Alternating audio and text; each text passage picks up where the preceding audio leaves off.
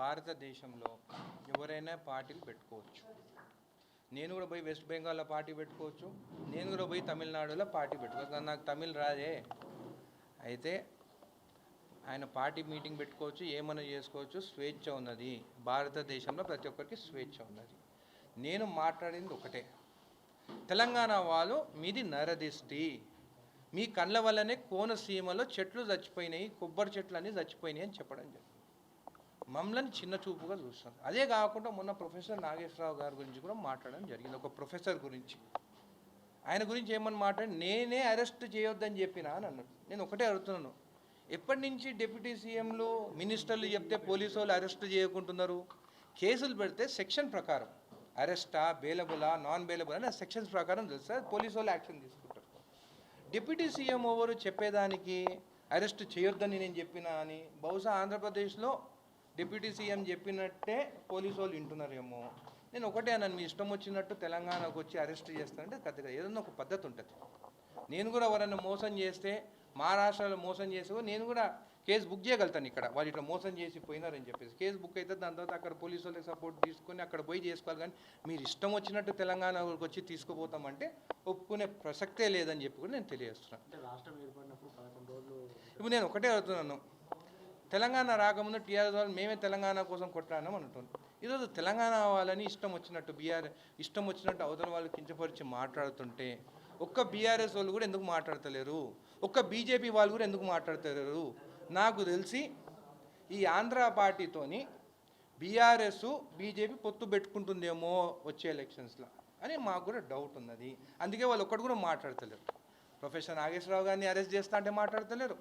తెలంగాణ వాళ్ళది నరదిష్టి, చెట్లు చచ్చిపోయినాయి, మీ కళ్ళు మంచివి కావు తెలంగాణ వారి అని చెప్పి మాట్లాడితే కూడా వీళ్ళు మాట్లాడతారని అంటే నాకు తెలిసి ఆ ముగ్గురికి పొత్తు కన్ఫర్మ్ అయిందని తెలుస్తుంది. ఇదే కాకుండా ఇదే బీఆర్ 10 ఏళ్ళు ఉన్నప్పుడు నేను కూడా వచ్చే అసెంబ్లీలో మాట్లాడతాను. మన తెలంగాణ వాళ్ళు ఇంకా ఆంధ్రాలో పనిచేస్తున్నారు, ఆంధ్ర వాళ్ళు ఇక్కడ గవర్నమెంట్ ఆఫీసు ఇక్కడ పనిచేస్తున్నారు. చాలామంది తెలంగాణ వాళ్ళకి పనిచేసేటోళ్ళు నా దగ్గర రావడం జరిగింది. పాపం మన వాళ్ళేమో అక్కడ నరకంలో పనిచేస్తున్నారు, వాళ్ళేమో ఇక్కడ స్వర్గంలో పనిచేస్తున్నారు. ఖచ్చితంగా మన వాళ్ళని రిటర్న్ తీసుకొచ్చేదానికి సీఎం గారితో మాట్లాడతాను, అసెంబ్లీలో కూడా మాట్లాడతాను. ఆ లిస్ట్ కూడా నా దగ్గరకు వచ్చింది. కొన్ని డిపార్ట్మెంట్స్ వాళ్ళు ఇక్కడ రావాలంటే కూడా రాణిస్తలేరు. ఖచ్చితంగా 2 గవర్నమెంట్లు మాట్లాడుకొని మా తెలంగాణ వాళ్ళు మాకు వెనకకి రావాలి, ఆంధ్ర వాళ్ళు ఎవరైతే ఇక్కడ గవర్నమెంట్ ఆఫీస్ పనిచేస్తున్నారో వాళ్ళ ఏరియాకి వాళ్ళు పోవాలని చెప్పి నేను రిక్వెస్ట్ చేస్తున్నాను. మీ మంత్రి పొన్నం ప్రభాకర్ ఇక్కడ పవన్ కళ్యాణ్ సభ పెట్టాలంటే ముందు తెలంగాణ ప్రజలకు క్షమాపణ చెప్పాలని డిమాండ్ చేశారు. ఖచ్చితంగా అని చెప్పింది కరెక్టే కదా, నరదిష్టి అని అన్నారు కదా. నేను కూడా ఏమంటున్నాను, మీరు చెప్పిన మీ వర్డ్స్ వెనకకి తీసుకోండి. ఏదో నోరు జారి చెప్పినని మీరు అంటున్నారు కదా, మీ జనసేన వాళ్ళు అంటున్నారు కదా, అవి మీరు రిటర్న్ తీసుకోండి అని చెప్తున్నాను నేను. అది రిటర్న్ తీసుకునే దానికి అంత బాధ ఏందో నాకు తెలుస్తలేదు. కవిత ఒక స్టేట్మెంట్ ఇచ్చింది, ఆంధ్ర వాళ్ళ విగ్రహాలన్నింటి కూడా పార్సల్ చేసి పంపిస్తాం టీఆర్ఎస్ పార్టీ అధికారంలో. నేను ఆమె గురించి నేను మాట్లాడానండి. సొంతం తండ్రి గురించి తప్పు మాట్లాడిన ఆమె గురించి నేను మాట్లాడను. ఆమె గురించి అడగకండి. ఎన్టీ రామారావు గారు పాలిటిక్స్ కన్నా ముందు ఒక సినీ యాక్టర్, ఒక మంచి యాక్టర్.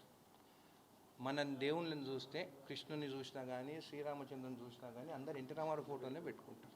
సో నేను ఒక పొలిటికల్గా కాకుండా ఒక సినీ యాక్టర్గా నేను ఆయనను చూస్తాను. ఆయనను కూడా ఆయన ఒక మంచి యాక్టరు, మంచి ఆయన.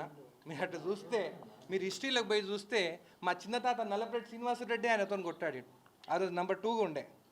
ఎన్టీ రామారావుతో కొట్టాడింది మా చిన్న తాతనే. కొట్లాడి బయటికి వచ్చి సీనియర్ సేన అని పెట్టిండు, 100 సభలు పెట్టిండు.